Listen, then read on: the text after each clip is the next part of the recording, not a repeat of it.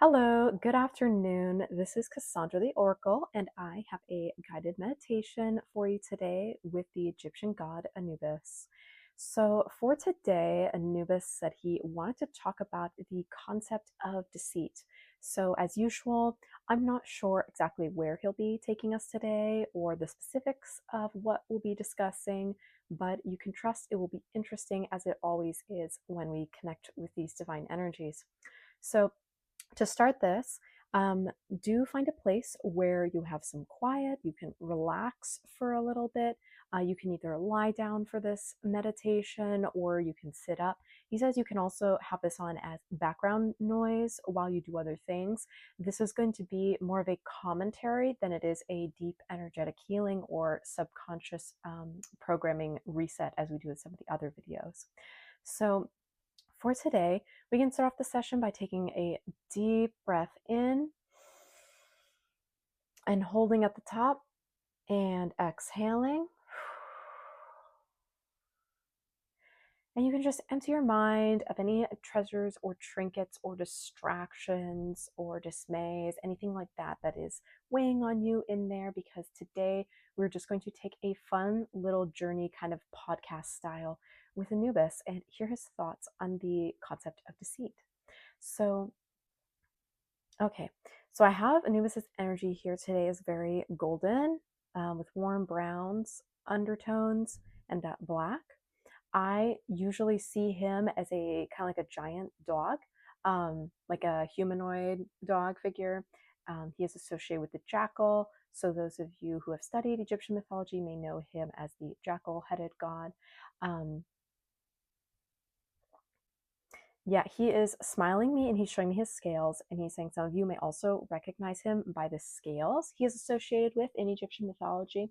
And he's nodding. He's also pointing to the canisters where they have the organs of mummies placed after the mummification process is completed. He is the god that's associated with the funeral rites, with embalming and preservation. He's, as he puts it, making pretty on the outside what has become rotten and disgusting on the inside. He's got a little tongue in cheek as he is saying this. Um, so, for today, you may find it helpful to connect with his energy with a stone or crystal. He likes brown calcite or black tourmaline, red garnet, yellow tourmaline, I think he's saying here. Yellow banded calcite. I haven't heard of that before. There are a lot of different kinds of calcite, though, and brown stones in general. Excuse me. Okay, so for this, he is going to take us underneath one of the pyramids in ancient Egypt and show you some of the burial chambers that are in there. So, as he takes your hand, he opens a doorway before you, and you begin to descend down some cold. It's funny, I'm getting that these are wet steps. Usually it's supposed to be quite dry inside these tombs. This tomb is like a little wet. Um, and it's like so strange. It's like a little squishy as you're walking in because of the water that's hydrating the surface of the steps.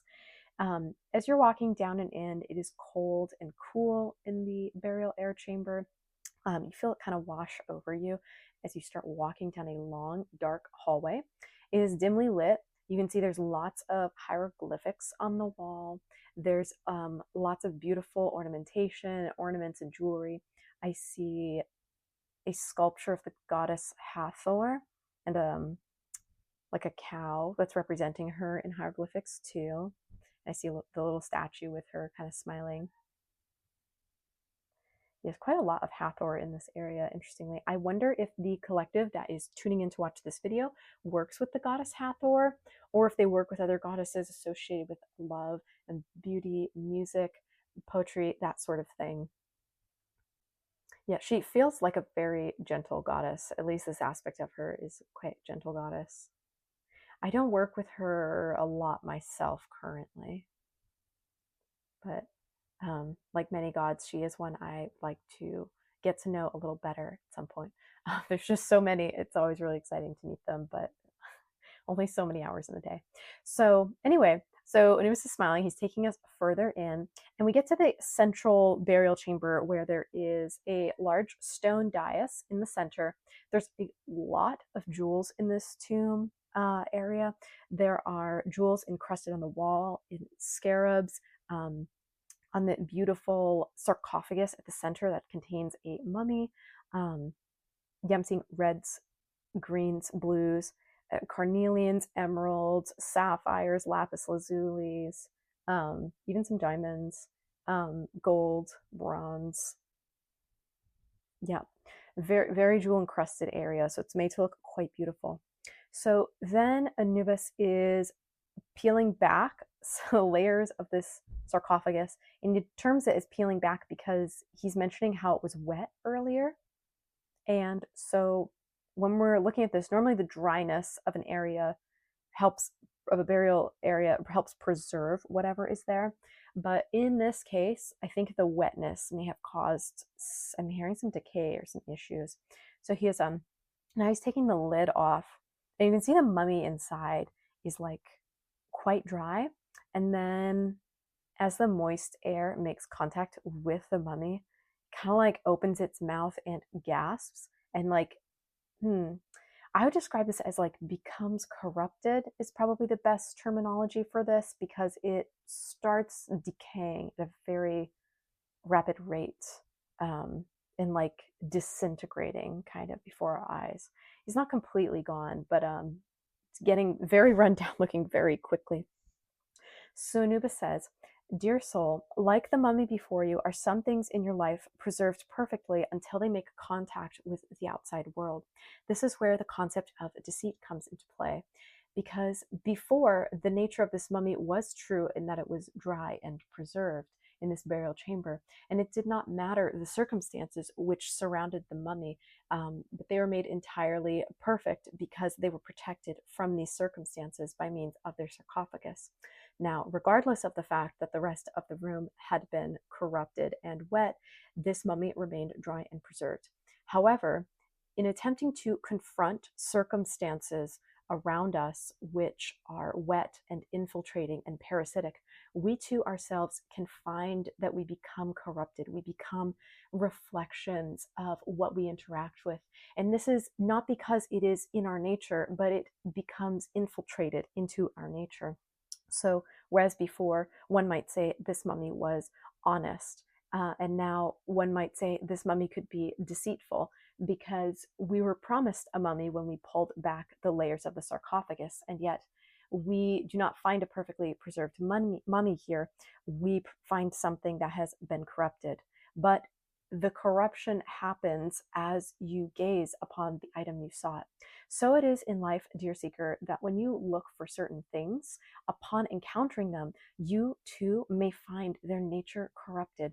You may have had certain expectations of an experience or an ideal or a delight, and you find that as your hands make contact with the concept, as the idea infiltrates your mind and penetrates more fully and deeply, you find disgust with the idea. You find contempt for the realization of what the item has become. And this is because, dear listener, we live in a world that is corrupted by ideals. There are so many ideals that do not survive contact with the wild. There are so many beautiful thoughts and intricacies that simply cannot survive the reality of the waking world. This is the problem inherent in society, that no matter how great our dreams may aspire to be, inevitably, in actuality, we often corrupt the very things we seek to protect in trying to unveil their nature. The nature must be preserved and believed in and preyed on and prayed to, but never seek to integrate so fully with oneself that one becomes separated from or unseparated from the ideal. So this is because when trying to wear completely the idealistic nature of a concept, one can lose sight of themselves in the process. One can lose their direction in life because they become so completely obsessed and fixated on this one ideal, this one notion, this one concept.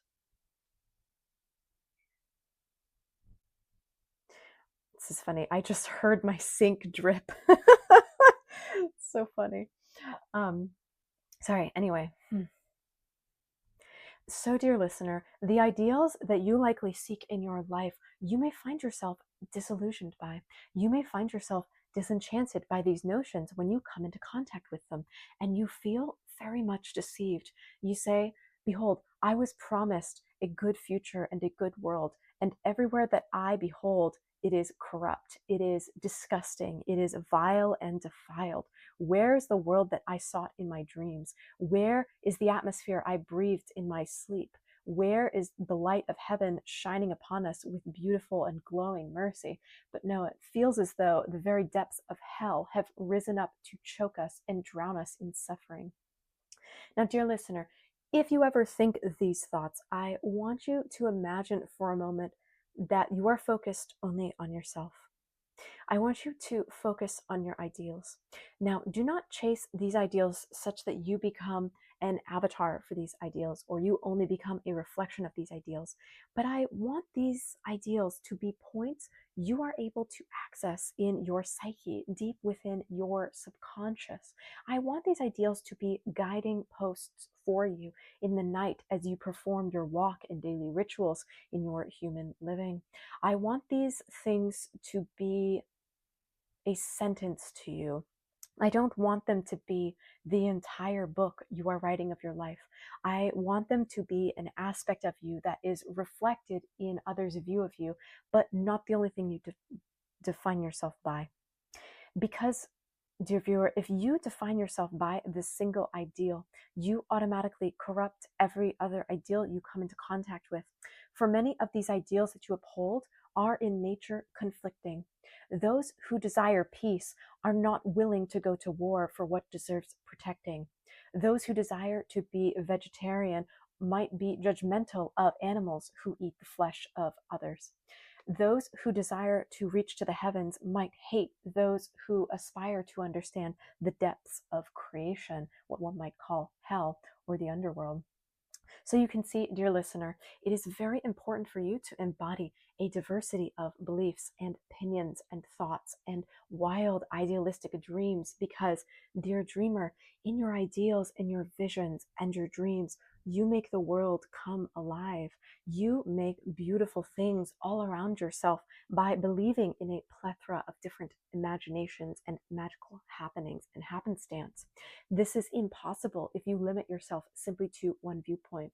But can you see, dear listener, how you can become corrupted by worshiping one viewpoint too entirely? Because as you encounter its nature, your pure, dry form is completely corrupted and consumed by this wet notion, which infiltrates your subconscious very deeply and penetrates and causes rot from the inside, from which the only salvation is treatment by maggots or burying your flesh in the ground. So, dear listener, do not let yourself become fixated on such things as what is right, what is wrong, what is truth, what is false, what is deceit, what is purity, what is contempt, what is consideration. These are all simply notions denoted by the perspective of your understanding. And dear viewer, it is so important to me that I help you to broaden your perspective of your understanding. For the world as you see it is limited by your narrow viewpoint of what you may behold in front of your eyes. But behold, there are a million eyes around you that see from a different perspective than you do. Children see the world at a distance from us. They are so low and close to the ground that they cannot yet grasp certain concepts that to us living in our lofty, idealistic human world, we sometimes see as second nature. A child is able to perceive many things as being contradictory in nature and seeking to understand the truth thereof, how they coexist and how they interplay and overlap. Adults often take on many different cohesive meanings for differing subjects. And what I mean by this is the concept of cognitive dissonance often comes into play. So where we come to associate truth with an absolute, we sometimes are able to trick ourselves or deceive ourselves into believing a lie and overlaying it with that truth such that they become inseparable. However, to a new listener, to a new believer, Sorry, I'm feeling a like big motion in the solar plexus chakra of the collective here as I am speaking this message back to Anubis. However, so sorry. Um, However, the eyes of a child are able to perceive beyond your simplified understanding. The child is still able to hold space for the complex notions and seek the understanding thereof. Therefore, if you say, I am feeding a baby, and they see food go into the mouth of the baby, you might also say, I'm feeding the car, as you place the gas pump into your car because the nozzle delivers the food to your car. A child understands things in much more simplistic terms, where adults might educate them and say, oh no, that's we call that pumping gas. And you've thought of many creative ways so as to create division or separation from actions or behaviors which, yes, are different, but are in principle the same or similar. In this way, you must learn to value your ideals as sometimes being the same and yet not the same, yet dissimilar. You must learn to understand that sometimes the same ideal can actually present as opposite ends of the extreme.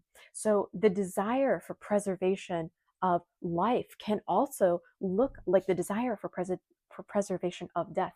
Behold the sarcophagus. And Anubis is now gesturing down to the pharaoh that was inside the sarcophagus. I'm hearing the name Ramses. Um, Behold, the person who is in here no longer lives, and yet in order to preserve and extend his life, Anubis is doing a quote motion, the life of this person, we have preserved his death. Do you see, dear viewer, how the contradiction in this nature is still truth in and of itself? In preserving his life, do you preserve his death as well, and vice versa?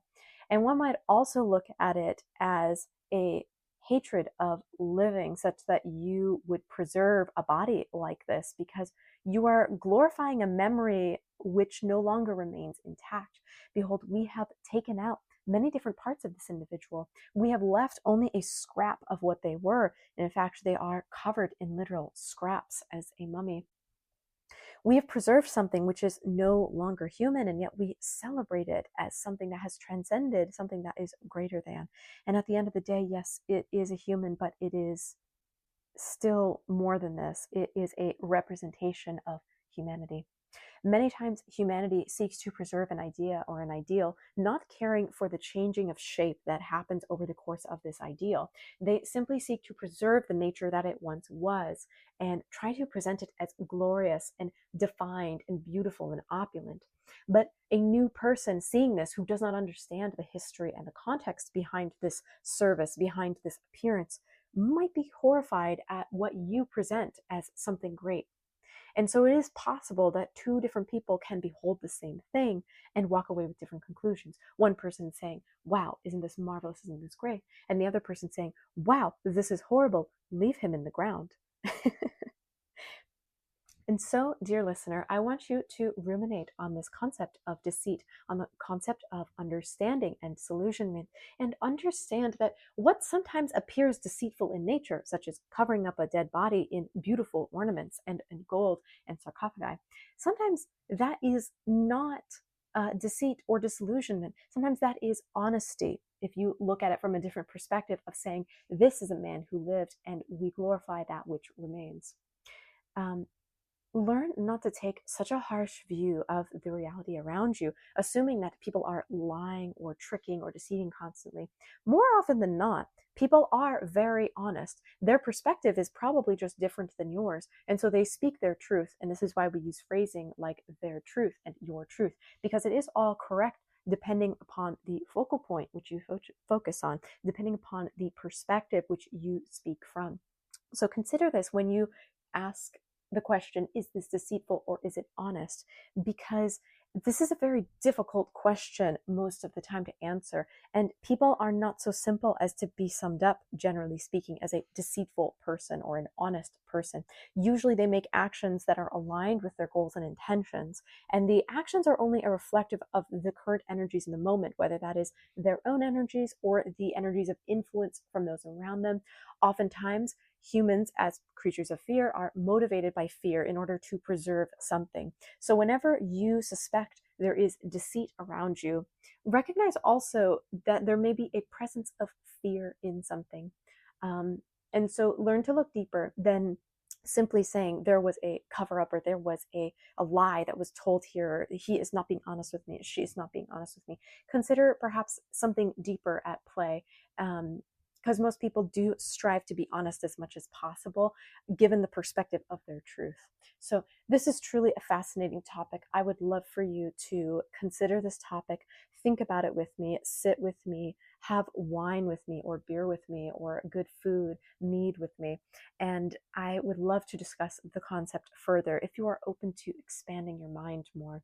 That's all that I had to share here today. I simply thought this was an interesting concept for your consideration, and I hope that the rest of your day is filled with wonder at the ever changing and conflicting nature of you woefully honest and quote unquote deceitful humans. Thank you.